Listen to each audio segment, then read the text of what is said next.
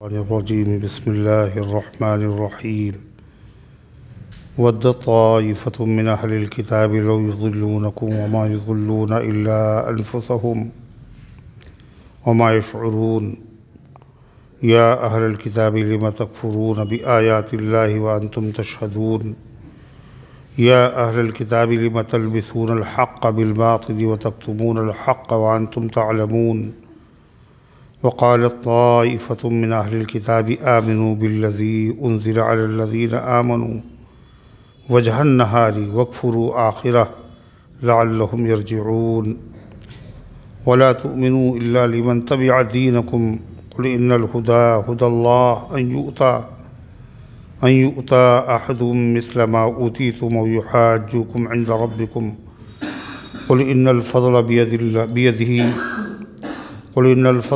الله يؤتيه من يشاء والله واسع عليم يختص برحمته من يشاء والله ذو الفضل العظيم ومن أهل الكتاب من إن تأمنه بقنطار يؤده إليك ومنهم من إن تأمنه بدينار لا يؤده إليك إلا ما دمت عليه قائما ذلك بأنهم قالوا ليس علينا في الأميين سبيل ويقولون على الله الكذب وهم يعلمون بلى من أوفى بعهده واتقى فإن الله يحب المتقين إن الذين يشترون بعهد الله وأيمانهم ثمنا قليلا أولئك لا خلاق لهم في الآخرة ولا يكلمهم الله ولا ينظر إليهم يوم القيامة ولا يزكيهم ولهم عذاب أليم وإن منهم لفريقا يلوون ألسنتهم بالكتاب لتحسبوه من الكتاب وما هو من الكتاب ويقولون هو من عند الله وما هو من عند الله ويقولون على الله الكذب وهم يعلمون ما كان لبشر أن يؤتيه الله الكتاب والحكم والنبوة ثم يقول للناس كونوا عبادا لي من دون الله ولكن كونوا ربانيين بما كنتم تعلمون الكتاب وبما كنتم تدرسون ولا يأمركم أن تتخذوا الملائكة والنبيين أربابا أيأمركم بالكفر بعد إذا أنتم مسلمون صدق اللہ العظیم۔ محترم حضرات، سامعین کرام، حاضرین مسجد، عزیزوں اور بزرگوں، یہ قرآن مقدس کے تیسرے پارے کی سورہ آل عمران کی پاکیزہ، نورانی، مبارک، باعظمت مطہر آیتیں ہیں۔ دعا کیجئے رب العزت والجلال تلاوت کردہ آیات کی روشنی میں صحیح اور سچی بات عرض کرنے کی توفیق نصیب فرمائے اور ہم سب کو عمل کرنے کی توفیق عطا فرمائے۔ اس سے پہلے کی آیات میں اللہ تعالیٰ نے فرمایا واللہ ولی المومنین، اللہ ایمان والوں کا والی ہے، حامی ہے، ناصر ہے، محافظ ہے، مددگار ہے۔ اللہ ایمان والوں کا محافظ، حامی، مددگار ہے۔ اور جب اللہ کسی کا مددگار ہو تو کسی کی تدبیر اس پہ کارگر نہیں ہو سکتی، کسی کا داؤں اس پر چل نہیں سکتا، کسی کی سازش اور منصوبہ اس کو اپنی جگہ سے ہٹا نہیں سکتا۔ چنانچہ یہی ہوا، جو اسلام کے دشمن تھے یا دشمن ہیں، یہ اسلام کے جو دشمن ہوں گے، ہر زمانے میں ان کی یہی کوشش رہی کہ ایمان ہمارے پاس نہیں ہے، جن کے پاس ہے اس کو بھی چھین لیا جائے، ان کو بھی اپنا جیسا بنا دیا جائے، نور ایمان سے محروم کر دیا جائے۔ سازشیں ہوتی رہیں، ہوتی ہیں، ہوتی رہیں گی، مگر اللہ فرماتا ہے کہ اللہ ایمان والوں کا حامی ہے۔ اللہ تعالیٰ ان کے داؤں کو غلط کر دیتا ہے، اور ایمان والوں کے ایمان کو بچا لیتا ہے۔ سب سے بڑے اسلام کے دشمن قرآن کی زبان میں یہودی ہیں۔ لَتَجِدَنَّ أَشَدَّ النَّاسِ عَدَاوَةً لِلَّذِينَ آمَنُوا الْيَهُودُ، اور پھر مشرک ہیں۔ اے پیغمبر، ایمان والوں کا سب سے بڑا دشمن یہودیوں کو پائیں گے آپ۔ وَالَّذِينَ أَشْرَكُوا، اور پھر جو مشرک ہیں یہ سب سے بڑے دشمن۔ چنانچہ یہودیوں کو جانتے تھے یہودی کہ اسلام سچا مذہب ہے، قرآن اللہ کی آخری کتاب ہے اور برحق ہے، اور محمد الرسول اللہ صلی اللہ علیہ وسلم اللہ کے سچے نبی ہیں، موعود نبی ہیں، مبشر نبی ہیں، وہی نبی ہیں جن کی علامات ہماری کتابوں میں ہیں۔ مگر پھر بھی یہودیوں نے کلمہ نہیں پڑھا، کلمہ نہیں پڑھا نبی کریم صلی اللہ علیہ وسلم کا۔ کیوں؟ وجہ کیا تھی؟ حسد۔ حسد کس بات پہ تھا؟ کہ وہ جو آخری نبی جس کا ہم اتنے دنوں سے انتظار کر رہے تھے، ہم سمجھ رہے تھے کہ یہ ہماری قوم سے ہوگا، یعنی بنی اسرائیل میں ہوگا۔ یہ بنی اسرائیل نہیں بلکہ بنی اسماعیل میں ہوا ہے، عربوں میں۔ لہذا جاننے کے باوجود یہ نبی برحق ہے، انہوں نے کلمہ نہیں پڑھا۔ جن لوگوں نے کلمہ پڑھا وہ یہودی چاہتے تھے کہ ان کو بھی اسلام سے ہم برگشتہ کر دیں، اس طرح کی تدبیریں کرتے تھے۔ اللہ تعالیٰ نے ایمان والوں کو ہوشیار کیا۔ یہ بھی اللہ کا انعام پہلے سے بتا دیا جائے، بھائی ان کے چکر میں نہ پڑنا، یہ تمہارے نہیں ہیں۔ اللہ فرماتا ہے وَدَّتْ طَائِفَةٌ مِّنْ أَهْلِ الْكِتَابِ، اور تمنا کرتی ہے کتاب والوں میں سے ایک جماعت، کتاب والے توریت اور انجیل اور زبور والے، تمنا کرتی ہے سب سے زیادہ ان میں سابقہ کس سے تھا؟ یہودیوں سے۔ تمنا کرتی ہے کتاب والوں میں کی ایک جماعت لو یضلونکم، کہ تمہیں گمراہ کر دے۔ تمہارے دامن میں جو نبی کا دامن ہے تمہارے ہاتھ میں یہ بھی چھوٹ جائے۔ انہوں نے تو چھوڑ ہی رکھا ہے جان بوجھ کے، تم نے پکڑا ہے، وہ چاہتے نہیں ہیں کہ تمہارے ہاتھ میں بھی رہے۔ اللہ فرماتا وہ تو تمنا کرتے ہیں اور کوششیں بھی کرتے ہیں، مگر ان کی کوششوں سے نقصان انہی کا ہے۔ ایک تو خود گمراہ ہیں، دوسرے ایمان والوں کو گمراہ کرنے کی جو کوشش کریں گے تو کیا ہوگا؟ ڈبل گناہ ہو گیا۔ ایک اپنی گمراہ ہونے کا گناہ، اور دوسرے سیدھے راستے پر چلنے والوں کو بھی مس گائیڈ کرنے کا گناہ۔ اللہ فرماتا مگر سمجھتے نہیں ہیں کہ یہ نقصان ہمارا ہی ہے۔ فرما وما یضلون الا انفسہم، وہ نہیں گمراہ کر رہے ہیں مگر اپنے آپ کو۔ چاہتے ایمان والوں کا نقصان ہو، مگر ایمان والوں کا تو نقصان ہوگا نہیں، اللہ ان کا حامی ہے، مددگار ہے۔ نقصان کس کا ہوگا؟ جو خود گمراہ کرنا چاہتے ہیں۔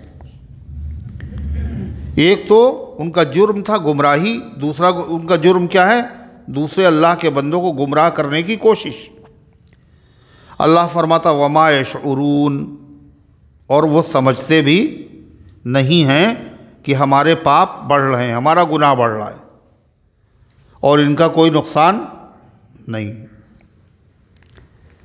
چنانچہ انہوں نے اس کے لیے کئی تدبیریں کی ہیں، مکر کیے ہیں، فریب کیے ہیں، ان کا تذکرہ آگے آ رہا ہے۔ اللہ فرماتا یا اہل الکتاب لم تکفرون بآیات اللہ وانتم تشہدون، اے کتاب والو تم کیوں کفر کر رہے ہو اللہ کی آیتوں کے ساتھ؟ اللہ کی آیتیں توریت میں جو تھیں وہ بھی اللہ کی آیتیں تھیں، اور انجیل میں جو تھیں وہ بھی اللہ کی آیتیں تھیں، اور قرآن میں جو وہ بھی اللہ کی آیتیں ہیں۔ جو توریت میں آیتیں تھیں تم انہی کے ساتھ کفر کر رہے ہو، اس لیے کہ ان آیتوں میں تذکرہ ہے جناب محمد الرسول اللہ صلی اللہ علیہ وسلم کا، ان میں دعوت ہے حضور پاک صلی اللہ علیہ وسلم پر ایمان لانے کی، ان میں سراپا اور حلیہ اور نشانیاں اور علامت ہیں آخری پیغمبر کی، اور اس کے باوجود تم ایمان نہیں لا رہے ہو۔ اس کا مطلب یہ ہوا کہ تم اپنی کتاب جس پر ایمان رکھنے کے دعوے دار ہو، تم اس کی آیتوں کو بھی بولو نہیں مانتے ہو، ایمان نہیں ہے تمہارا ان پر، اور جب ایمان نہیں ہوا تو کیا ہوگا؟ کفر ہوگا۔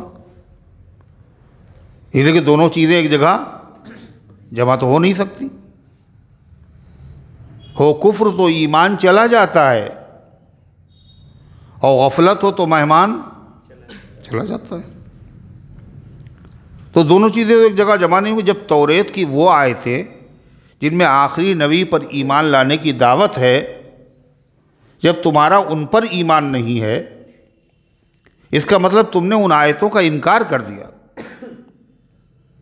اپنی کتاب کی آیتوں کا بھی ماننے سے انکار کر دیا، اور جو ان کی کتاب میں آیتیں ہیں وہی آیتیں کیا ہیں؟ تمام آسمانی کتابوں میں ہیں، ہر آسمانی کتاب میں آخری پیغمبر کا تذکرہ ہے،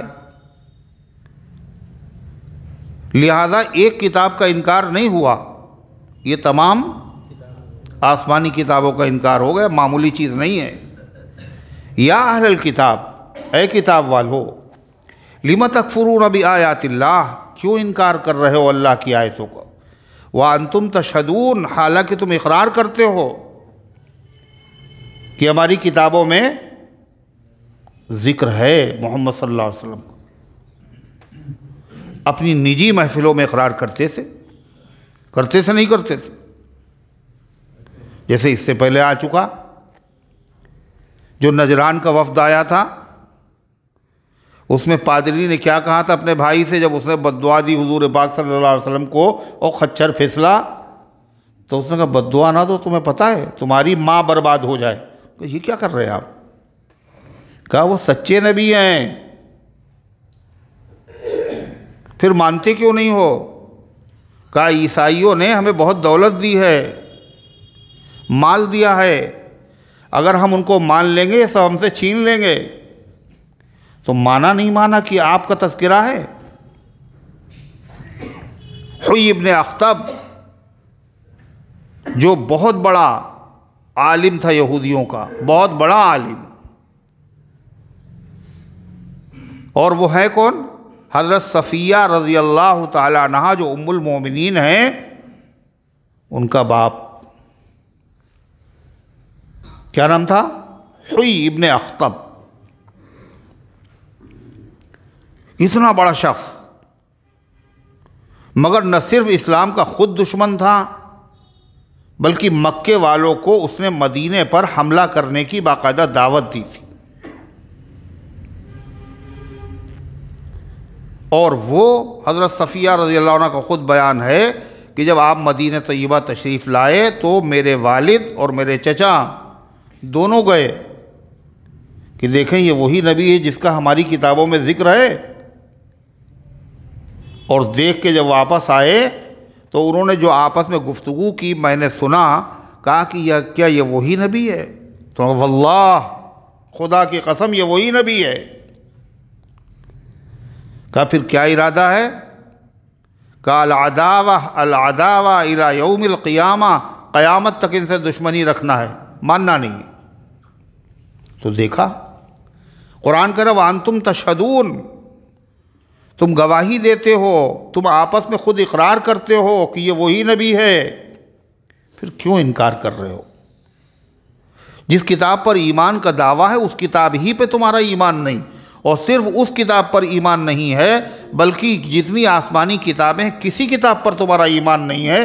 تم نے ایک کتاب کا کفر نہیں کیا بلکہ تمام آسمانی کتابوں کے ساتھ کفر کیا۔ اگر محمد الرسول اللہ صلی اللہ علیہ وسلم کو تم نے نہیں مانا تو ایک نبی کا انکار نہیں کیا ہے، بلکہ کم و بیش 1,24,000 پیغمبر سب کا انکار کر دیا۔ لیکن ایک نبی کا انکار تمام نبیوں کا انکار ہے۔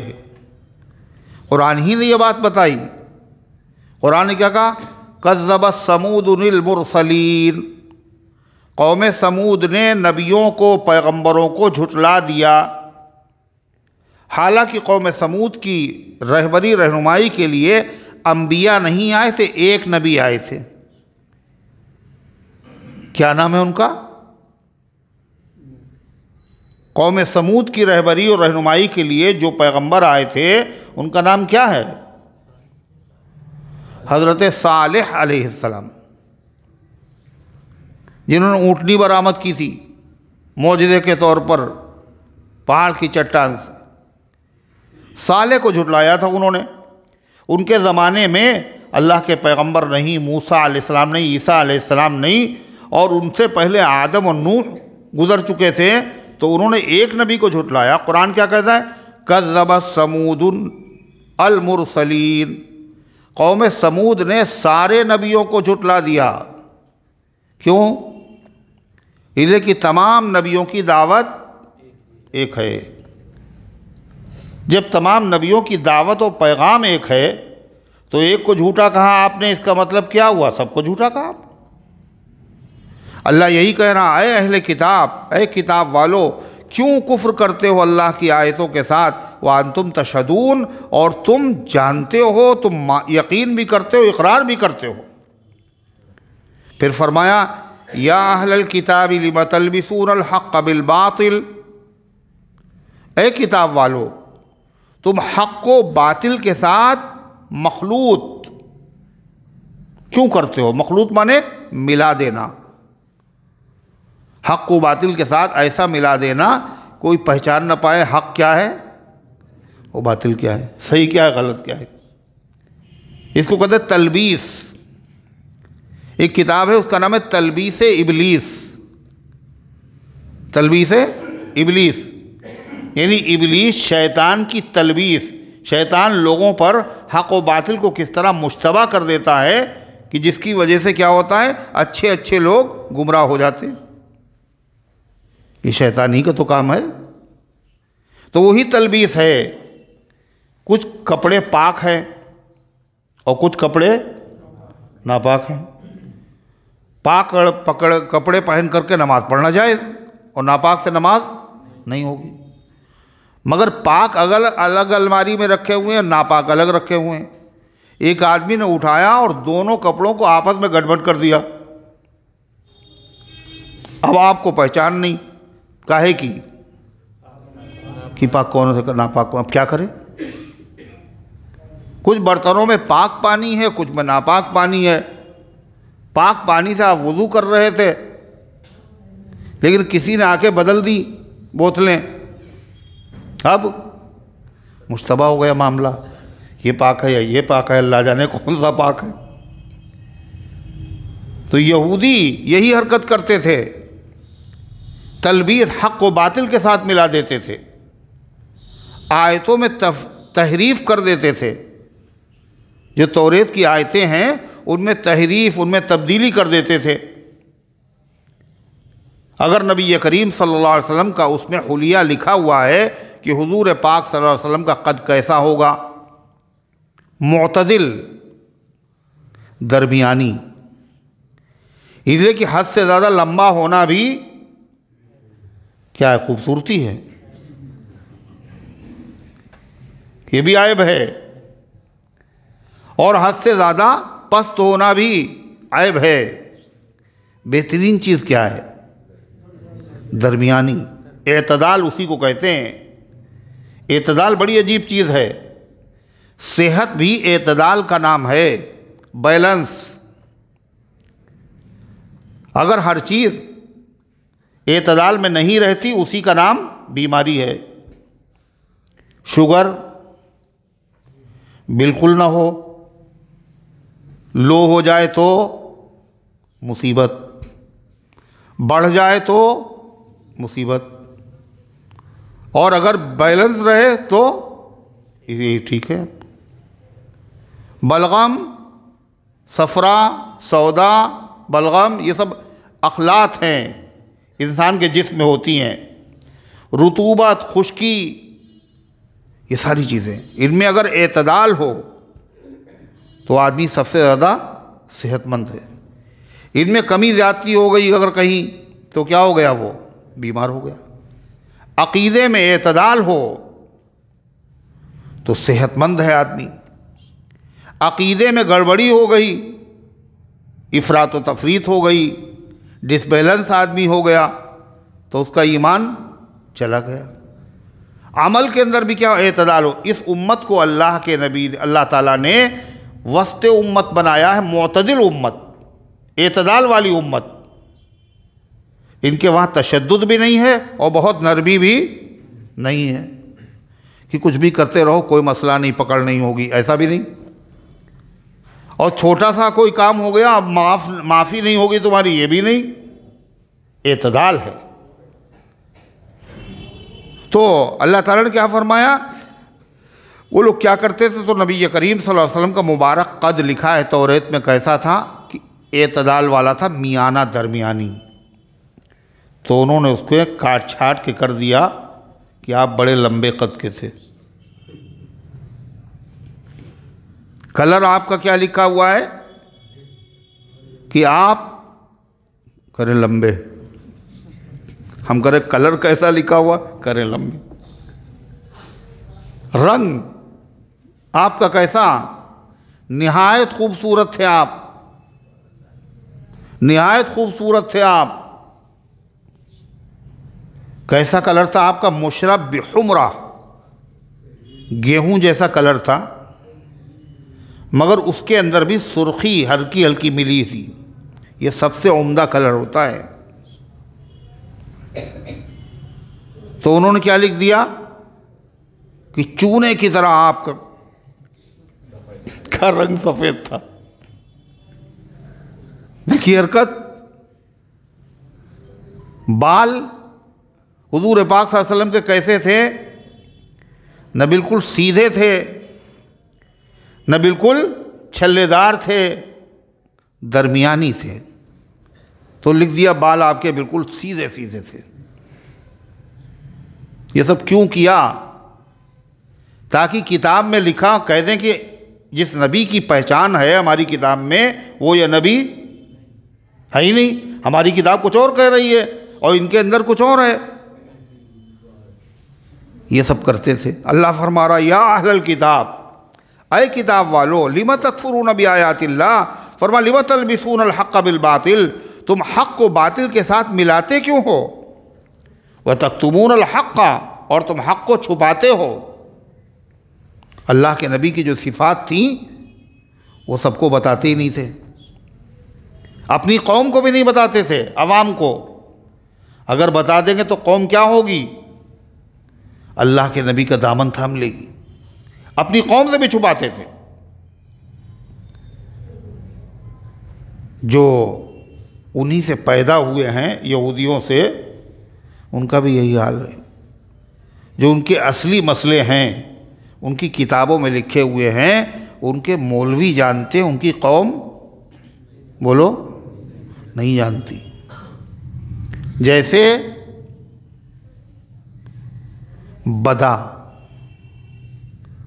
بدا کیا ہوتا ہے؟ ایک عقیدہ ہے بدا کے معنی ہوتے ہیں وہ چیز جو پہلے معلوم نہیں تھی بعد میں معلوم ہوئی۔ کہتے اللہ تعالیٰ کے بارے میں عقیدہ رکھتے ہیں، اللہ تعالیٰ کو ایسا ہوتا ہے، کبھی پہلے کوئی چیز نہیں معلوم ہوتی بعد میں معلوم ہوتی۔ اب آپ بتائیے اس سے بڑی توہین اللہ تعالیٰ کی کیا ہے؟ اس کو کہتے جہالت، یعنی اللہ معاذ اللہ جاہل ہے۔ اور پھر مثالیں بھی دی کہ امام جو ہے پہلے فلاں کو بنایا گیا، اسماعیل کو، کہنے لگے اور اللہ کو پتہ نہیں تھا کہ یہ مر جائے گا زندگی ہی میں، باپ کی زندگی میں۔ باپ کی زندگی میں مر جائے گا۔ جب وہ مر گیا تو پھر اللہ نے دوسرے کو امام بنایا۔ اب یہ کیا ہے بتائیے آپ؟ یہ اللہ کی شان بڑھانا ہے یا گستاخی اللہ کی شان؟ کیا ایسا بھی ہوتا اللہ کو کچھ نہ معلوم، اللہ کو فیصلے بدلنا پڑے؟ اللہ کو جو کچھ ہو چکا وہ بھی معلوم، جو ہو رہا وہ بھی معلوم، جو ہونے والا ہے وہ بھی معلوم۔ اس کا علم ہر چیز کو گھیرے ہوئے ہے، اس کے علم سے کوئی چیز باہر نہیں۔ قرآن یہ بتا رہا ہے، آپ کی کتابوں میں یہ لکھا ہوا ہے، تو یہ آپ ظاہر نہیں کریں گے۔ آپ اگر ظاہر کریں گے تو کیا ہوگا؟ اگر بتا دیں ہماری کتاب میں یہ لکھا ہوا ہے تو کیا ہوگا؟ لوگ کہیں کہ صاحب یہ کیا بات ہوئی، یہ تو قرآن کے خلاف، یہ تو ٹھیک نہیں ہے، ہم تو سلام، اس لیے اس کو کیا کرو، چھپاؤ اس کو، دوسری چیزوں میں مشغول رکھو قوم کو، دوسرے موضوع کے اوپر لے آؤ، یہی ہر اس میں کہتے رہو، ایک ہی داستان سناتے رہو، اصلی چیزیں چھپاتے رہو۔ کیا لکھا ہے کہ ہر نبی سے ہمارے امام کا درجہ برابر نہیں ہے نبی کے، ہر نبی سے اونچا ہے۔ جتنے امام ہمارے ہیں ان میں سے ہر امام کا درجہ و مرتبہ ہر نبی سے اونچا ہے۔ اب بات آئی ہے، نبی سے اونچا کسی کا درجہ ہو ہی نہیں سکتا، سب سے اونچا درجہ نبوت کا ہے، وہ ہر نبی سے اونچا ہے۔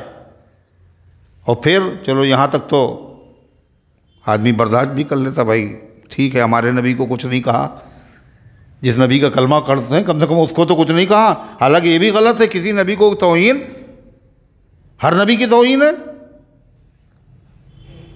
کہنے لگے، اور دیکھیے بڑی رعایت کر کے کہنے لگے، اور ہر امام کا درجہ ہمارے آخری نبی کے بالکل برابر ہے، ہمارا کوئی امام محمد الرسول اللہ صلی اللہ علیہ وسلم سے کم نہیں ہے۔ اب آپ بتائیے یہ عقیدہ دنیا میں ہے کسی کا؟ کسی کا ہو سکتا ہے یہ؟ کسی ایمان والے کا؟ ہر نبی بھی جانتا ہے کہ تمام نبیوں میں سب سے افضل محمد الرسول اللہ صلی اللہ علیہ وسلم۔ قرآن، آسمانی کتابیں سب میں تر چرچا اس کے خلاف عقیدہ۔ اب یہ پبلک کو معلوم ہے، ان کو نہیں پتہ ہے، اور اگر بتا بھی تو کوئی فرق تھوڑی پڑے گا، اس لیے کہ جیسی روح اسے فرشتے، دل ہو جاتا ہے پھر کالا۔ اگر سفید کپڑے پہ ایک دھبا لگاؤ کالا تو کیا ہوگا؟ دکھے گا اور برا معلوم ہوگا، اور کئی بار کالا اتنے دھبے ہوں کہ کالا ہو جائے کپڑا تو آپ کیا کہیں گے؟ 4-5 اور لگ جائیں، کوئی فرق نہیں پڑتا ہے نا؟ یہ مسئلہ ہے۔ زنا، بدکاری، جو کسی مذہب کے اندر بھی اچھی چیز نہیں، وہ عبادت ہو اس پہ ثواب ہو، جھوٹ بولنے پہ ثواب ہو، نام اس کا بدل دیا جائے۔ نام بدلنے سے کیا ہوگا؟ حقیقت بدل جائے گی کیا؟ ایک بوتل میں پیشاب ہو اور اس کا نام رکھ دیا جائے مشک، کیا رکھ دیا جائے؟ مشک کیوڑا، تو کیا ہوگا؟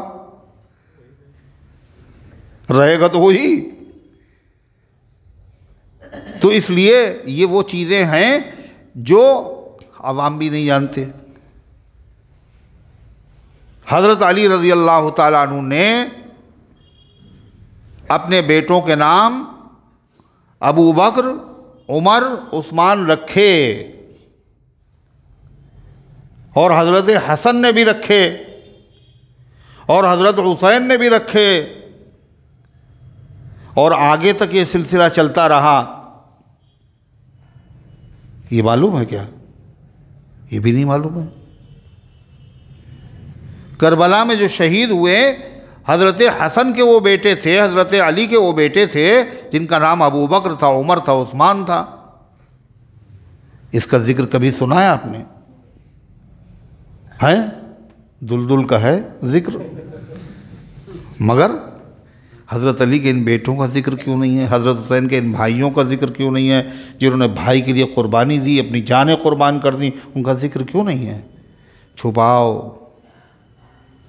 ہیں حق چھپاؤ، ورنہ بغاوت پھیل جائے گی۔ لوگ کہیں گے یہ اچھی رہی، اگر وہ دشمن ہی تھے تو نام کیوں رکھے حضرت علی نے؟ اچھا حضرت علی نے رکھ دیا تو حضرت حسن کو کیا ضرورت تھی؟ پھر حضرت حسین رضی اللہ عنہ کو کیا ضرورت تھی؟ آپ بتائیے، سوچئے۔ تو وہی معاملہ ہے، اللہ تعالیٰ فرماتا ہے کہ ان لوگوں کا بھی حال یہی تھا، وَتَكْتُمُونَ الْحَقَّ، اور تم حق کو چھپاتے ہو، وَأَنْتُمْ تَعْلَمُونَ، اور تم جانتے ہو یہی حق ہے اور پھر چھپاتے ہو۔ اللہ فرماتا اب سنو ان کا مکر۔ وہ کیا چاہتے تھے؟ چونکہ حسد تھا، اور جس آدمی کو حسد ہوتا ہے اس کی خصوصیت کیا ہے پتہ ہے؟ کسی کو اگر کوئی نعمت ملتی ہے تو اس کے پیٹ میں درد ہوتا ہے، اور اس کی یہ تمنا نہیں ہوتی جیسی اس کو ملی ہے ایسے ہی، یہ نہیں تمنا ہوتی ہے۔ اس کی تمنا یہ ہوتی ہے اس کے پاس سے چھن جائے، چاہے ہمیں ملے چاہے نہ ملے۔ یہ ہوتا ہے حسد کا جذبہ۔ کسی نے پوچھا تھا کسی کبڑے آدمی سے کہ آپ کیا چاہتے ہیں آپ کا کوبڑ صحیح ہو جائے یا دنیا کبڑی ہو جائے؟ کہلے میرا چاہے صحیح نہ ہو، دنیا کبڑی ہو جائے۔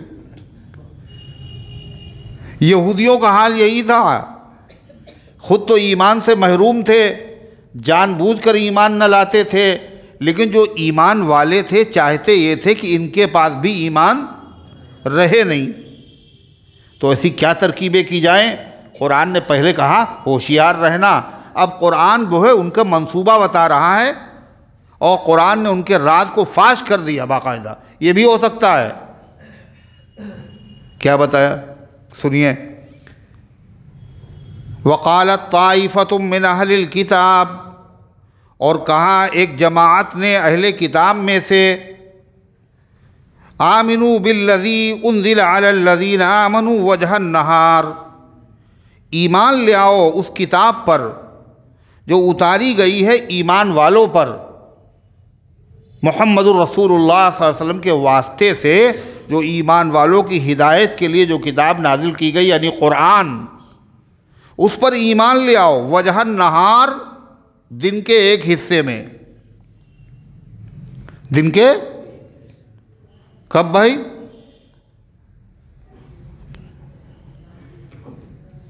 ایمان لے آؤ کب لے آؤ؟ دن کے ایک حصے میں، یعنی صبح صبح سویرے فجر میں۔ ایسا کرو ہم لوگوں میں سے کچھ لوگ طے کر لو اور مسجد پہنچے حضور کی، محمد صلی اللہ علیہ وسلم کی مسجد میں مسلمانوں کے ساتھ، اور کہیں ہم سب نے کلمہ پڑھ لیا، اور نماز بھی پڑھیں فجر کی ساتھی میں، اور شام کو پھر سے اسلام چھوڑ دیں اور اپنے مذہب میں آ جائیں پھر سے۔ یہ اسکیم بنائی، فجر میں اسلام قبول کریں، نماز پڑھیں مسلمانوں کے ساتھ میں، اور تشہیر ہو جائے گی یہ مسلمان ہو گئے، یہودی مسلمان ہو گئے، اتنے پڑھے لکھے لوگ بھی مسلمان ہو گئے، خوب شور ہوگا، اور شام کو پھر اسلام چھوڑ دیں۔ تو اس کا فرق کیا پڑے گا؟ دیکھیے دور کی سوچ رہے ہیں، کہ ہم لوگ جو مسلمان ہو، جب پہلے سے پروگرام ہے صبح ہو جائیں شام کو کافر ہو جائیں، اس کا مطلب کیا ہے؟ صحیح معنوں میں مسلمان ہونا ہی نہیں ہے، خالی دکھاوے کے لیے ہو جائے، اسی کو منافقت کہتے ہیں نا۔ یہ پروگرام ترتیب دے رہے ہیں، صبح ہو جائیں گے اور شام کو کافر ہو جائیں گے۔ اس کا فائدہ کیا ہوگا؟ فائدہ اس کا یہ ہوگا کہ لوگ سمجھیں گے ان لوگوں میں تعصب نہیں ہے، بالکل یہ پڑھے لکھے لوگ ہیں، تعصب کچھ نہیں ہے۔ دیکھیے مذہب ان کا موجود ہے، پھر بھی اس مذہب کو چھوڑ کر سچا سمجھا اسلام کو تو اسلام کو انہوں نے قبول کر لیا. تعصب نہیں ہے ان لوگوں میں. اور شام کو جب پھر سے اپنا مذہب اختیار کریں گے، اسلام کو چھوڑیں گے، تو لوگ کیا کہیں گے؟ تعصب تو ان میں تھا نہیں، اسلام قبول کر لیا، پڑھے لکھے لوگ ہیں، کچھ دیکھا ہوگا اسلام میں خراب، جبھی تو اسلام کو چھوڑا ہے. تو جاہل لوگ کیا کریں؟ فیصلہ کریں گے بھائی ہم تو پڑھے لکھے ہیں نہیں، یہ پڑھے لکھے لوگ ہیں، یہ پہلے قبول کر رہے ہیں اور قبول کرنے کے بعد پھر اسلام کو چھوڑ رہے ہیں، اس کا مطلب اس کے اندر کچھ نہ کچھ خرابی ضرور ہے. لہذا وہ لوگ اسلام قبول نہیں کریں گے. جو دیکھ رہے ہیں یہ منظر، جو قبول کر چکے ہیں اور جاہل قسم کے لوگ ہیں، وہ اسلام کو چھوڑ دیں گے. ہمارا کچھ نہیں بگڑے گا، ہم تو اسلام لائے نہیں تھے ٹھیک سے. جو مسلمان تھے کمزور عقیدے والے لا علم، وہ کیا کریں گے؟ اسلام کو چھوڑ دیں، ان کا نقصان ہو جائے گا. یہ اسکیم تھی، یہ پروگرام بنایا، مگر یہ پروگرام انہوں نے بتایا کسی کو نہیں. مسلمانوں کو بتائیں گے، اگر بتا دیں گے تو پھر بتا دیں گے تو کوئی مانے گا؟ کچھ فائدہ ہوگا؟ بتایا نہیں. اللہ نے مسلمانوں کو بتایا کہ یہ پروگرام بنائے. دیکھو اللہ اس کا ذکر کر رہا ہے. کیا پروگرام بنایا تھا؟ کہاں اہل کتاب میں سے، کہاں کتاب والوں میں سے کچھ لوگوں نے ایمان لیا ہو بالذی، اس پر جو نازل کیا گیا ہے مسلمانوں پر، یعنی قرآن پر. مسلمانوں پر نازل ہوا یعنی مسلمانوں کے نبی پہ نازل ہوا. وجہ النہار، شروع دن میں، وَاکْفُرُوا آخِرَهُ، اور اس کا انکار کر بیٹھو دن کے آخر میں. لَعَلَّهُمْ يَرْجِعُونَ، تاکہ وہ بھی اپنے دین سے واپس آ جائیں. واپس آنے کا مطلب، واپسی کا مطلب، پہلے تو تھے نہیں مسلمان، بت پرست تھے، اب اسلام قبول کیا. ہمارے اسلام قبول کرنے اور اسلام کا انکار کرنے سے یہ بھی لوٹ کے اپنے مذہب پہ، تم جہاں تھے وہیں پہ آ جاؤ. آسمان سے زمین پہ آ جاؤ اور تم جہاں تھے وہیں پہ آ جاؤ. وہیں پہ لانے کے لیے یہ ترکیب. اللہ تعالیٰ کیا کہہ رہا ہے؟ اور کیا کہنے لگے کہ دیکھو ہماری کتابوں میں لکھا ہے یہ سچے نبی ہیں. یہ بات بھی مسلمانوں کے سامنے نہ کہنا کہ ہماری کتاب میں لکھا ہوا ہے یہ قرآن اللہ کی آخری کتاب ہے، محمد صلی اللہ علیہ وسلم اللہ کے آخری نبی، سچے نبی ہیں، ان کی نشانی ہمارے. مسلمانوں کو نہ بتانا ہی ہے. اگر ان کو بتا دیا تو پھر مناظرہ ہوگا، بحث ہوگی، وہ کہیں گے تمہاری کتاب میں خود لکھا ہوا ہے، ہم پھنس جائیں گے. اللہ کے وہاں بھی وہ مباحثہ کریں گے، اے اللہ ان کی کتاب میں تھا، انہوں نے ہم سے کہا تھا اور پھر بھی کلمہ نہیں پڑھا. اس لیے یہ جو اسلام کا تم اظہار کرو گے مسجد نبوی میں جانے کے بعد مسلمانوں کے ساتھ میں، تو یہ سمجھو یہ اظہار کیسا ہوگا؟ یہ کھوکھلا ہوگا، ظاہر میں ہوگا. اور کسی کو نہ بتانا ہمارا پروگرام یہ ہے، ہم بظاہر مسلمان ہو رہے ہیں اور شام کو کافر ہو جائیں گے، یہ نہ بتانا. اسی کو کہہ رہے ہیں وَلَا تُؤْمِنُوا إِلَّا لِمَنْ تَبِعَ دِينَكُمْ، اور کسی کی تم بات نہ ماننا، کسی کے سامنے اقرار نہ کرنا ان صفات کا، حق باتوں کا. إِلَّا لِمَنْ تَبِعَ دِينَكُمْ، مگر اسی کے سامنے اقرار کرنا جو تمہارے دین کی پیروی کرنے والا ہے. یہودی ہی کو بتانا ہے تو ہماری کتاب میں، مگر ہم مانتے نہیں. کسی مسلمان کو نہ بتانا. مسلمان کو بتانے کا مطلب مصیبت مول لینا ہے، دنیا میں بھی آخرت میں. اللہ تعالیٰ کیا کہتا ہے؟ انہوں نے بنائے منصوبے. اللہ نے منصوبہ بھی بتا دیا. کیا ان کا پروگرام تھا؟ تاکہ مسلمان کیا ہو جائیں؟ مسلمان اسلام کو چھوڑ دیں، گمراہ ہو جائیں. یہ مقصد تھا ان کا. اللہ تعالیٰ کیا فرماتا ہے؟ ان سے کہہ دو تمہاری تدبیریں اور تمہارے داؤں کامیاب ہونے والے نہیں ہیں. کیوں؟ ہدایت دینے والا اللہ ہے. قل، آپ فرما دیجئے، ان الہدی ہدی اللہ، ہدایت تو وہ ہے جو اللہ کی دی ہوئی ہے، اور اللہ جب کسی کے اوپر ہدایت کے دروازے کھولتا ہے اور ہدایت کا نور جس کے دل میں ڈال دیتا ہے تو اس کے بعد پھر بجھنے نہیں دیتا۔ ہدایت دیتا بھی اللہ ہے اور ہدایت پر قائم بھی اللہ ہی رکھتا ہے۔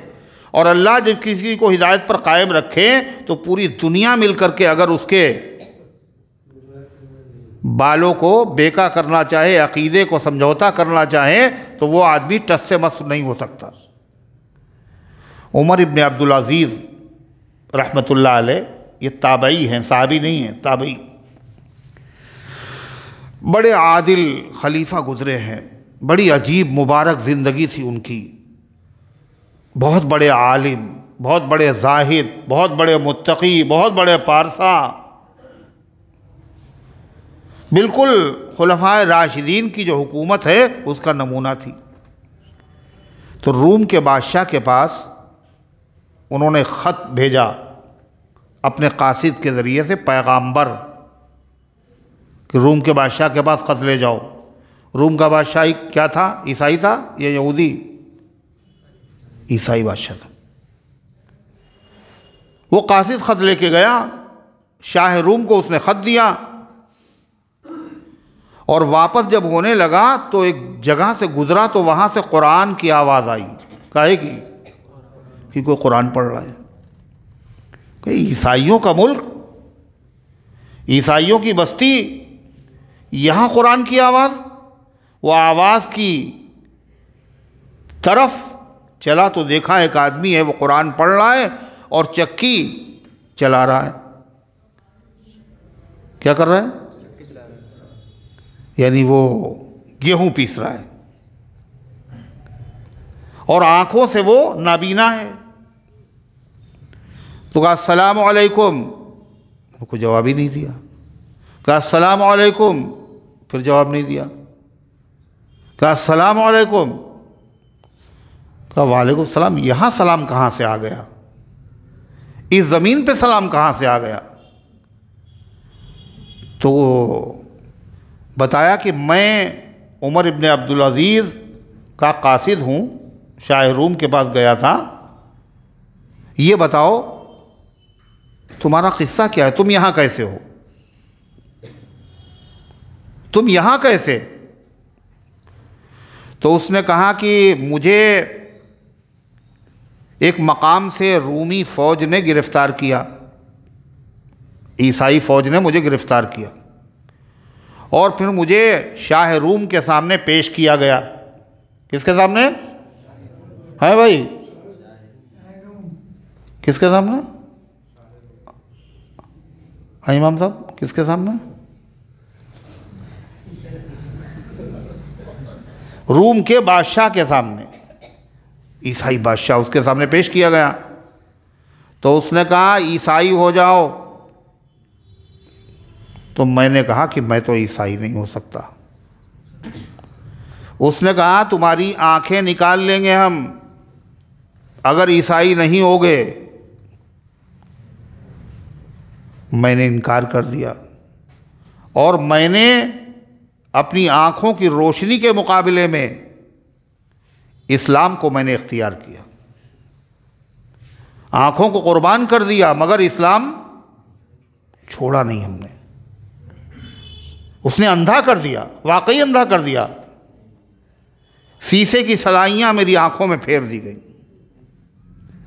اور پھر مجھے اس مقام پر پہنچا دیا گیا کہ تم آٹا پیستے رہو، اور روٹی آتی ہے وہ میں کھا لیتا ہوں، باقی آٹا پیستا رہتا ہوں، قرآن پڑھتا رہتا ہوں۔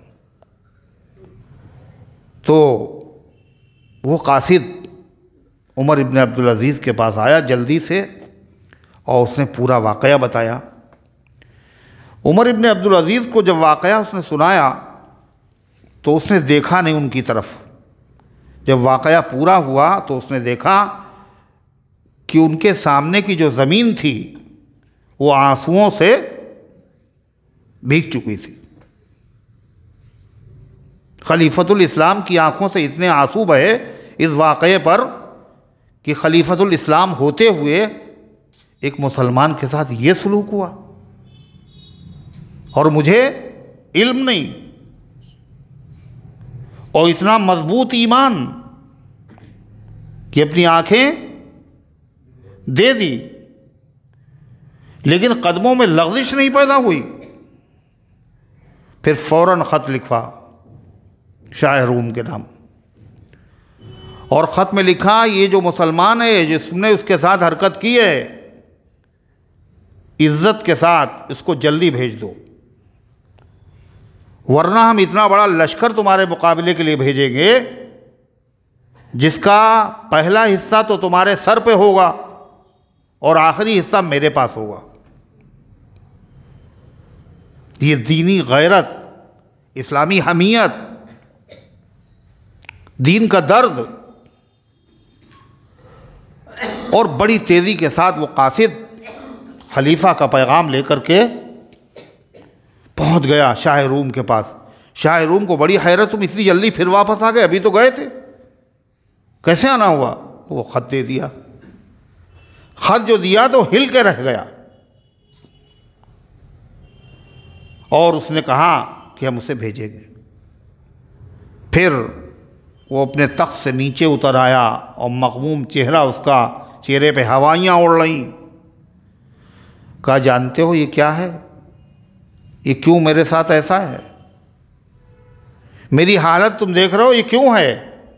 خلیفہ کا خط آنے کے بعد مجھے یہ اطلاع ملی کہ وہ نیک بندہ دنیا سے رخصت ہو گیا، مر گیا، وہ مسلمان کا انتقال ہو گیا، اور اچھے لوگ برے لوگوں میں بہت کم رہتے ہیں۔ تو کہا کہ میں جاؤں پھر واپس؟ کہا نہیں، اس کی زندگی میں امیر المومنین کے حکم کی تعمیل نہیں کر سکا، لیکن اس کی وفات کے بعد تو کروں۔ اور پورے اعزاز کے ساتھ اس نے واپس بھیجا۔ تو عرض کرنے کا منشا یہ ہے کہ کیا اللہ ولی المومنین، اللہ ایمان والوں کا حامی، اللہ کہہ رہا ہے تمہاری یہ تدبیریں ہیں، ترکیبیں ہیں، اس سے کیا ہوتا ہے؟ تم سوچ رہے ہو اس کے وجہ سے لوگ اسلام سے پھر جائیں گے اور مرتد ہو جائیں گے، اسلام کو چھوڑ دیں گے؟ ایسا نہیں ہے۔ قل ان الہدی ہدی اللہ، آپ کہیے ہدایت تو اللہ کی دی ہوئی ہوتی ہے، اور اللہ ہی ہدایت دیتا اور اللہ ہی ہدایت پر باقی رہتا ہے۔ پوری دنیا مل کر کے ادھر سے ادھر ہو جائے پھر بھی وہ ہدایت کے دامن کو چھوڑتا نہیں۔ دیکھیے بلال کا قصہ، خباب کا قصہ، سمیہ کا، زنیرہ کا، یہ سب کیا ہیں؟ بے شمار اسلام کے دامن میں ایسی مثالیں۔ اللہ تعالیٰ فرماتا ہے یہ حسد کس بات پہ ہے آخر؟ یہودیوں کو کتاب میں بھی موسیٰ علیہ السلام کو مانتے بھی ہیں، توریت پہ ایمان رکھتے ہیں۔ موسیٰ علیہ السلام نے بھی آپ کے بارے میں بتایا اپنی قوم کو، توریت میں بھی نشانیاں لکھی ہوئی ہیں، پھر کلمہ کیوں نہیں پڑھ رہے ہیں؟ نہ صرف کلمہ نہیں پڑھ رہے ہیں بلکہ کلمہ پڑھنے والوں کو بھی بگاڑنے کی کوشش کر رہے ہیں۔ حسد ہے تو حسد کسی نعمت پہ ہوتا ہے نا، تو مسلمانوں سے کس بات پہ حسد ہے؟ کہ حسد اس بات پر ہے کہ اب تک جتنے نبی آئے سب بنی اسرائیل میں آئے، اور سب سے بڑے نبی بنی اسرائیل کے حضرت موسیٰ علیہ السلام ہے، اور سب سے بڑی آسمانی کتاب قرآن کے بعد توریت ہے۔ یہ شرف اعزاز جو ہمیں حاصل ہوا ہے، یہ عرب کے لوگ، یہ بنو اسماعیل، یہ علم والے نہیں ہیں، کبھی ان کے اندر نبوت نہیں رہی، بعد میں کبھی نبی نہیں آئے، کوئی آسمانی کتابیں نہیں آئیں، یہ جاہل لوگ ہیں، یہ امی لوگ ہیں، یہ ان پڑھ لوگ ہیں، ان سے ہم بہت اعلیٰ ہیں۔ لہٰذا اب کیا دیکھا کہ وہ آخری نبی بنو اسماعیل میں آ گئے، تو ہم ان سے نیچے ہو گئے اور یہ اونچے ہو گئے۔ شریعت بھی ان کی اعلیٰ، کتاب بھی ان کی اعلیٰ، نبی بھی ان کا سب سے اعلیٰ۔ ہم تو کہہ رہے تھے ہم سے زیادہ اونچا کوئی نہیں ہوگا، یہ ہم سے آگے نکل گئے، اور جب آدمی دیکھتا ہے کہ ہم سے آگے نکل گیا آدمی اور وہ اس کے برابر پہنچ پاتا نہیں ہے، تو کیا کرتا ہے وہ کہ قد اتنا چھوٹا ہے، وہ بہت لمبا آدمی، اس کے برابر پہنچ نہیں پائیں گے، تو اس کو اپنے برابر کیا جائے، خود تو ہم برابر نہیں ہو پائیں گے، تو اسی کو اپنے برابر کیا جائے۔ اس کو اپنے برابر کیسے کیا جائے گا؟ اس کی ٹانگ پکڑ کے کھینچ لیا جائے۔ اسی کا نام حسد ہے۔ کس بات پہ حسد ہے؟ ان یؤتی احد مثل ما اوتیتم، کہ کسی کو دے دیا گیا مثل ما اوتیتم، جیسا کہ تمہیں دیا گیا، یہودیوں جیسا کہ تمہیں ملا ہے، یہی نعمت، یہی نبوت اور یہی رسالت اور یہی مقام دوسری قوم کو مل گیا۔ فرماتے ہیں اللہ تعالیٰ نے کیا فرمایا تھا؟ او یحاجوکم عند ربکم، یا یہ غالب آ رہے ہیں تمہارے اوپر، تمہارے رب کے نزدیک، تمہارے رب کے نزدیک تمہارے اوپر غالب بھی آ رہے۔ کہیں مناظرہ مباحثہ اگر ہوتا ہے، یہ دین کے میدان میں انہوں نے جو خدمتیں کی ہیں اور دین پر جتنا انہوں نے عمل کیا ہے اپنے دین پر، اور جتنا انہوں نے اس کو آگے بڑھا دیا، ہم لوگ نہیں کر سکے۔ یہودیوں کو اعتراف ہے اور ہونا چاہیے کہ مسلمانوں نے اپنے دین کی جو خدمت کی ہے، دنیا میں کسی قوم نے اتنی خدمت نہیں کی۔ دین کے لیے جو قربانیاں دی ہیں وہ کسی نے قربانیاں نہیں دی۔ اللہ کی رضا کے لیے جو مشکل کام تھے، مشکل سے مشکل حکم تھے، صحابہ نے ان پر عمل کر کے دکھایا۔ آپ بنی اسرائیل کی تاریخ دیکھیے اور صحابہ کی تاریخ دیکھ لیجئے۔ بنی اسرائیل کو کیسی کیسی نعمتیں ملتی تھیں، مگر اس کے باوجود موسیٰ علیہ السلام کو وہ عاجز کرتے تھے۔ کہا اسمعوا واطیعوا، سنو اور کہنا مانو۔ کہنے لگے سمعنا و عصینا، سمعنا سن لیا اور مانیں گے نہیں، یوں ہی کہہ رہے ہیں۔ کہا جاتا تھا کہ داخل ہو عاجزی کے ساتھ اس شہر میں، تو بجائے سجدہ کرنے کے گھسٹ کے اس شہر میں داخل ہو رہے ہیں۔ کہا یہ من و سلوہ ہے، بہترین روزی ہے، اس کو اکٹھا کر کے نہیں رکھنا، روز تازہ تازہ ملے گا۔ جمع کرنا شروع کر دیا، وہ سڑنا شروع ہو گیا۔ کیا کہا؟ چلو جہاد کرنے کے لیے، تو کیا کہنے لگے؟ ان فیہا قوما جبارین، وہاں بڑے لڑاکو لوگ رہتے ہیں۔ اذهب انت وربک فقاتلا انا ہاہنا قاعدون، موسیٰ تم جاؤ اور تمہارا خدا جائے، ہم یہاں بیٹھے ہوئے ہیں۔ اور اللہ کے نبی کے صحابہ اللہ اللہ۔ بدر میں جب آپ نے صحابہ سے مشورہ کیا تو ایک صحابی کھڑے ہوئے اور کہنے لگے اے اللہ کے رسول، ہم اصحاب موسیٰ نہیں ہیں، ہم موسیٰ علیہ السلام کے ساتھی نہیں ہیں جنہوں نے کہہ دیا تھا آپ جائیے آپ کا رب جائے۔ ہم آپ کے صحابی ہیں، آپ اگر ہم سے کہیں گے سمندر میں چھلانگ لگا دو، ہم سمندر میں چھلانگ لگا دیں گے۔ آپ برق غماد تک اگر ہمیں لے جائیں گے، ہم وہاں تک چلے جائیں گے۔ جس سے صلح کو کہیں گے اس سے صلح کریں گے، جس سے جنگ کو کہیں گے اس سے جنگ کریں گے۔ یہ ہے اللہ تعالیٰ اسی کو فرما رہا ہے او یحاجوکم، کیا وہ تم پر غالب آ جائیں گے تمہارے رب کے نزدیک۔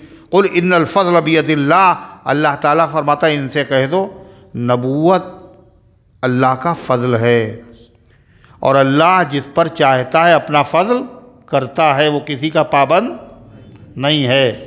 نبوت کسی کی جاگیر نہیں ہے، علم کسی کی جاگیر نہیں ہے، ایک ہی خاندان میں علم چلتا رہے ایسا نہیں ہے، اللہ دوسرے خاندان میں منتقل کر دیتا ہے۔ نبوت کسی کی جاگیر نہیں ہے، اللہ تعالیٰ جس کو نبوت کا اس انعام کا مستحق سمجھتا ہے اسی کو نبی بناتا ہے۔ ضروری تھوڑی اسی برادری میں ہو۔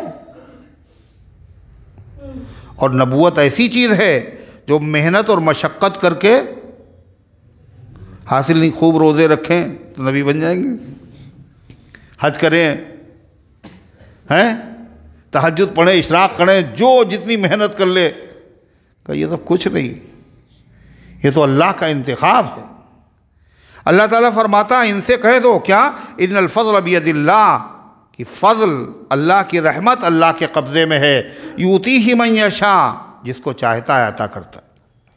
واللہ واسع علیم، اور اللہ تعالیٰ بہت وسعت والا ہے، اس کے خزانے میں کمی نہیں ہے کہ دے دیں گے تو کم ہو جائے گی، اور علیم بھی ہے، وہ جانتا ہے کہ کون سی نعمت کس کو دینا چاہیے، کب دینا چاہیے، کون اس نعمت کے لائق ہے، اللہ اسی کو دیتا ہے۔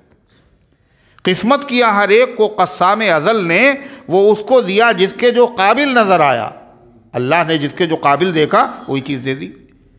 امیر بنایا تو امیری اس کے لائق تھی، اور غریب بنایا تو غریبی اس کے لائق تھی۔ اللہ کے فیصلے پہ راضی رہو، بہت سکون ملے گا، بہت سکون ملے گا کہ یہی میرے حق میں بہتر تھا۔ اللہ جو کرتا ہے وہ اچھا کرتا ہے۔ اگر یہ فیصلے پہ راضی رہے، ثواب بھی ملے گا، سکون بھی نہیں ملے گا، اور اگر راضی نہ ہوئے تو کیا ہوگا؟ سکون بھی غارت ہوگا، اور کر کیا لیں گے آپ؟ یہ بتائیے، اللہ کے فیصلے کو بدلنے والا ہے کوئی؟ اعتراض کرنے والا ہے؟ خوشی سے مانو گے تو ثواب بھی ملے گا، اور منہ بنا کے مانو گے تو ماننا تو پڑے گا ہی، مگر ثواب بھی تمہارا ضائع ہو جائے گا۔ اللہ تعالیٰ فرماتا ہے یختص برحمتہ من یشاء، وہ اپنی رحمت کو خاص کر دیتا ہے جس کے ساتھ چاہتا ہے۔ واللہ ذو الفضل العظیم، اللہ بڑے فضل اور بڑے کرم والا ہے۔ اللہ فرماتا ہے، اور دیکھو عرب کے لوگ بیچارے سمجھتے تھے یہ لوگ اہل کتاب کیا ہیں؟ پڑھے لکھے لوگ ہیں، سمجھدار لوگ ہیں، علم والے لوگ ہیں، اور ہم لوگ پڑھے لکھے نہیں ہیں۔ ان کی ایک دھاک بیٹھی ہوئی تھی، یہ سمجھدار لوگ، پڑھے لکھے لوگ، دانشور لوگ، مفکر لوگ، کتاب والے لوگ۔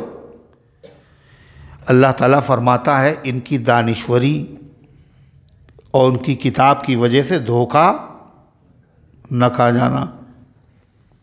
پڑھے لکھے لوگ بھی کبھی دھوکہ دیتے ہیں، اور ان کا دھوکہ بڑا خطرناک ہوتا ہے۔ غیر ممکن ہے کہ حالات کی گتھی سلجھے۔ حالات جو خراب ہیں، غیر ممکن ہے کہ حالات کی گتھی جانتے ہیں کیا ہوتی ہے؟ لکڑی کی ہوتی ہے نا، ہے گتھی، گرا پڑ گئی، الجھ گئی، ڈور الجھ گئی، اب اس کو سلجھا رہے ہیں آپ، وہ سلجھ ہی نہیں رہی۔ غیر ممکن ہے کہ حالات کی گتھی سلجھے، اہل دانش نے بہت سوچ کے الجھائی ہے۔ یہ جو پھندے لگائے ہیں یہ کس نے؟ کسی جاہل نے نہیں، سمجھدار لوگوں نے بہت سوچ سمجھ کے لگائے ہیں۔ یہ بڑا مشکل معاملہ ہوتا ہے، سمجھدار لوگ ہوتے ہیں۔ حضرت مولانا علی میاں صاحب رحمۃ اللہ علیہ مفکر اسلام فرمایا کرتے تھے کہ پڑھا لکھا طبقہ ملک کا دماغ ہوتا ہے۔ کیا ہوتا ہے؟ دیکھیں کیسی بات حضرت کی ہے۔ پڑھا لکھا طبقہ جو ہے وہ پورے ملک کا دماغ ہوتا ہے، دماغ۔ اور فرمایا اگر دماغ خراب ہو جائے تو پھر صحت کی کوئی امید نہیں رہتی۔ ظاہر اگر پڑھے لکھے طبقے میں گھل جائے تو پھر حالات سنبھالنا بڑے مشکل ہو جاتے ہیں۔ تو فرمایا کہ پڑھے لکھے لوگ ضرور ہیں، لیکن ان سے بھی ہوشیار رہنا۔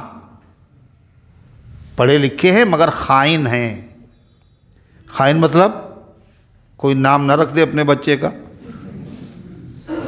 یہ اچھا لگ رہا ہے۔ خائن، خیانت کرنے والا امانت میں۔ اللہ تعالیٰ فرماتا ہے یہ خائن لوگ ہیں، پڑھے لکھے ضرور ہیں مگر یہ امانت میں خیانت کرنے والے ہیں، یعنی صحیح بات لوگوں کو بتاتے نہیں ہیں بلکہ اس کے اندر کمی زیادتی کر دیتے ہیں۔ جو ان کا حق تھا انہوں نے حق ادا نہیں کیا۔ اور اللہ فرماتا دین تو بہت ہی بڑی نعمت ہے، اس میں تو خیانت کرتے ہی ہیں۔ یہ تو ایسے ہیں دین سے کم درجے کی چیز جو مال ہے اس میں بھی خیانت کرتے۔ دین تو بہت اعلیٰ درجے کی چیز ہے، جب کوئی آدمی معمولی چیز میں خیانت کر دے تو اس کا مطلب اعلیٰ چیز میں اس کا بھروسہ باقی رہے گا؟ باقی نہیں رہے گا۔ اللہ کہتا ہے یہ تو مال میں خیانت کرتے ہیں، اور مال بھی بہت نہیں، کتنا؟ 1 دینار۔ سنیے اللہ فرماتا وَمِنْ أَهْلِ الْكِتَابِ، اور کتاب والوں میں سے بعض ایسے ہیں إِن تَأْمَنُهُ بِقِنْطَارٍ يُؤَدِّهِ إِلَيْكَ، اگر تم ان کے پاس بطور امانت کے رکھ دو گے ڈھیر، سونے کا ڈھیر رکھ دو گے اگر، تو کیا ہوگا؟ يُؤَدِّهِ إِلَيْكَ، وہ آپ کو بالکل ویسا ہی ادا کر دے گا۔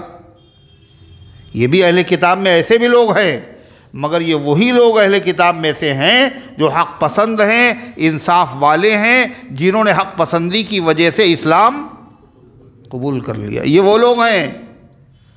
اگر ڈھیر سارا سونا بھی اگر رکھ دو گے تو جیسا تھا جب مانگو گے ویسے ادا کر دیں۔ اور اللہ فرماتا وَمِنْهُمْ، اور انہی میں سے من إِن تَأْمَنُهُ بِدِینَارٍ، بعض ایسے ہیں کہ اگر 1 دینار رکھو گے، صرف 1 دینار، لا يُؤَدِّهِ إِلَيْكَ، وہ بھی آپ کو واپس نہیں دے گا، بلکہ مانے گا بھی نہیں کہ آپ نے دیا تھا۔ کب تک مانے گا؟ جب تک اس کے سر پر کھڑے رہو گے، اور جہاں غائب ہوئے دیے کہ تھے آپ نے دیے ہی نہیں مجھے، مکر جائے گا۔ اللہ فرماتا ہے وَمِنْهُمْ مَنْ إِن تَأْمَنْهُ، ان میں سے بعض ایسے ہیں اگر تم رکھو گے اس کے بعد 1 دینار، لا يُؤَدِّهِ إِلَيْكَ، وہ تمہیں ادا نہیں کرے گا، واپس نہیں کرے گا، إِلَّا مَا دُمْتَ عَلَيْهِ قَائِمًا، مگر جب تم اس کے سر پر کھڑے رہو گے۔ ایسا ہے، ان میں خائن بھی ہے، ان میں امانت دار بھی ہیں۔ امانت دار وہ ہیں جو حق پسند ہیں، جنہوں نے اسلام قبول کیا، جیسے عبداللہ ابن سلام۔ کسی آدمی نے ان کے پاس سونا رکھا، 1200 اوقیہ، کافی مقدار ہوتی ہے، قنطار یعنی کہتے ہیں 1200 اوقیہ، اچھا خاصا سونا، اور اس کے بعد مانگا، انہوں نے ویسے کی ویسے واپس کر دیا۔ دوسرا تھا کعب ابن اشرف یہودی، ایک صاحب نے 1 دینار اس کو دیا، اور اس کے بعد کہا کہ وہ دے دو بھائی، کہلے آپ نے کب دیا تھا مجھے؟ 1 دینار پہ نیت خراب ہو گئی اس کی۔ دینار کسے کہتے ہیں؟ ایک ہوتا ہے درہم اور ایک ہوتا ہے دینار۔ دینار ہوتا ہے سونے کا اور درہم چاندی کا۔ دینار کو دینار کیوں کہتے ہیں؟ مالک ابن دینار ایک بزرگ ہیں، وہ فرماتے دینار بنا ہے دین و نارون، دین و نارون، دینار، دین اور نار، دین اور نار مانے آگ، دین اور آگ، یعنی یہی دینار ہے، یہ آگ بھی ہے اور دین بھی ہے۔ اگر اس کو حق کے ساتھ استعمال کیا جائے تو پھر یہ دین ہے، اور اگر ناحق اس کو حاصل کیا جائے تو پھر یہ آگے۔ تو 1 دینار بھی اگر اسے دے دیا جائے تو 1 دینار پہ نیت جس کی خراب ہو جائے تو ڈھیر سارے مال کے اوپر اس کی نیت خراب نہیں ہوگی، اور جس کی مال پر نیت خراب ہو جائے تو اس سے اعلیٰ جو منصب ہے دین کا، علم کا اور ایمان کا، اس میں اس کی نیت خراب نہیں ہوگی۔ لہذا اس سے دھوکہ نہ کھانا۔ پڑھے لکھے لوگ ہیں، پڑھے لکھے لوگ بھی کبھی کبھی کیا ہوتے ہیں؟ خائن ہوتے ہیں اور بڑا نقصان پہنچاتے ہیں۔ اللہ تعالیٰ اس کا ذکر کر رہا ہے، حدیث میں آتا ہے، بخاری شریفی کی روایت۔ کیا اذان کا ٹائم ہو گیا؟ تو بخاری شریف میں ہے کہ بنی اسرائیل کا ایک شخص کا واقعہ اللہ کے نبی نے صحابہ کو سنایا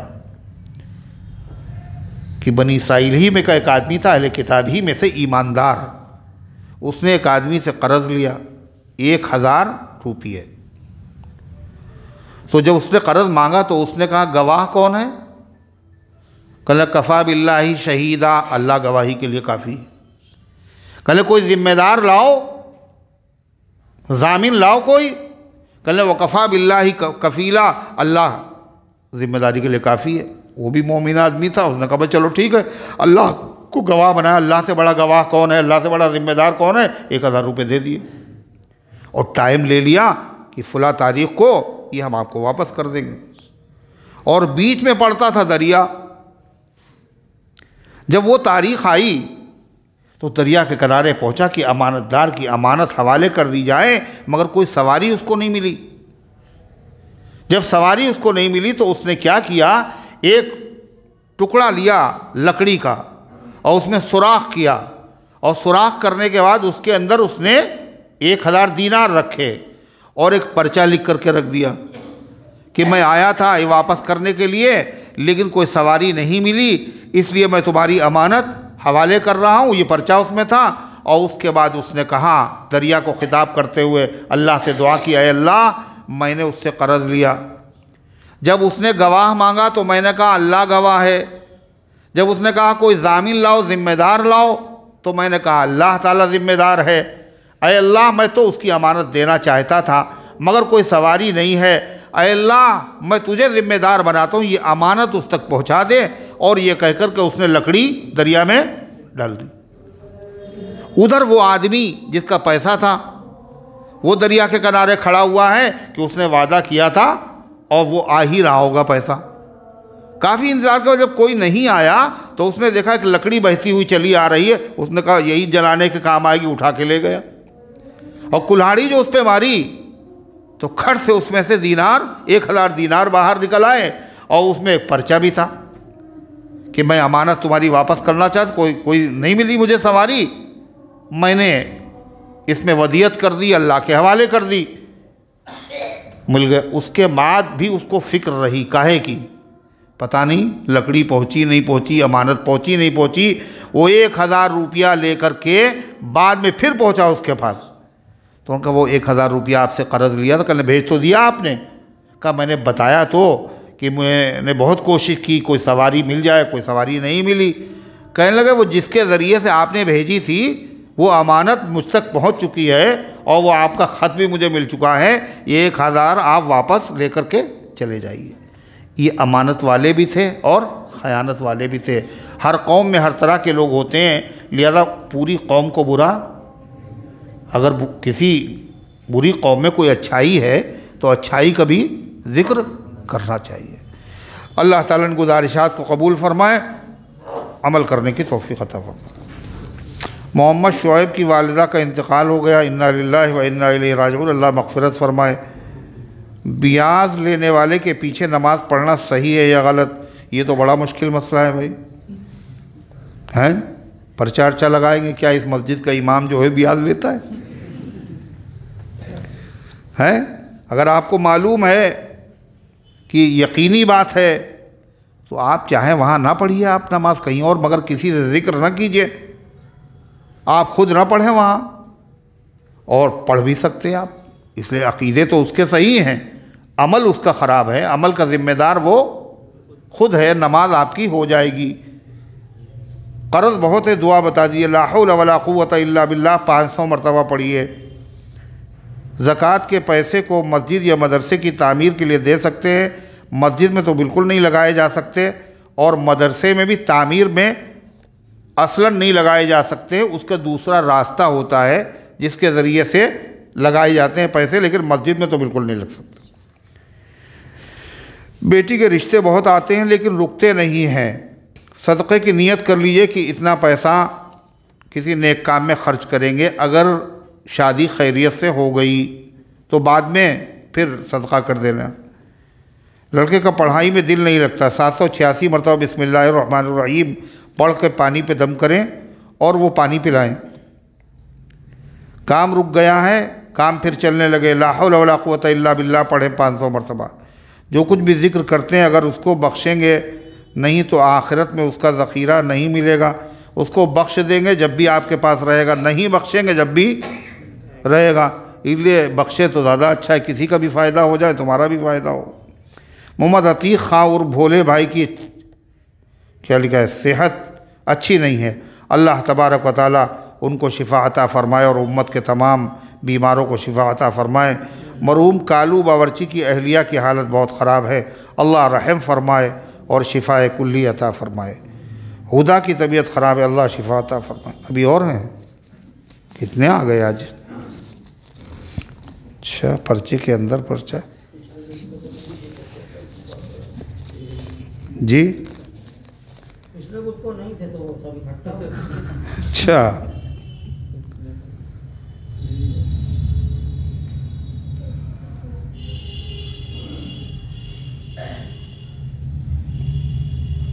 فون پہ بات کرنا ہے تو نمبر تو آپ کے پاس ہے، آپ خود فون کر کے بات کریے۔ اللهم صل على سيدنا وعلى آل سيدنا كما تحب وترضى عدد ما تحب وترضى اللهم انت السلام ومنك السلام تبارک یا ذا الجلال والاکرام۔ اے اللہ ہم سب کی حاضری کو اپنی رحمت سے قبول فرما، ایمان کامل عطا فرما، اعمال صالحہ کی توفیق عطا فرما۔ اے اللہ ایمان پر، اچھے اعمال پر استقامت عطا فرما۔ اے اللہ ایمان کی، عقائد کی، اے اللہ نسلوں کی، مساجد کی، مدارس کی، ماؤں کی، بہنوں کی، نوجوانوں کی، بزرگوں کی، سب کی حفاظت فرما، سارے عالم اسلام کی حفاظت فرما۔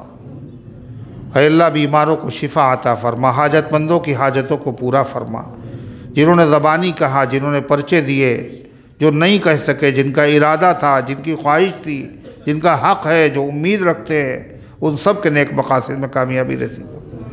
جو دنیا سے جا چکے ہیں مالک، ان سب کی مغفرت فرما، ہم سب کو اسلام پر زندہ رکھ، ایمان پر موت دے، ایمان والوں کے ساتھ حشر فرما، آمین یا رب العالمین۔ وصلی اللہ علی النبی الکریم برحمتک یا ارحم الراحمین۔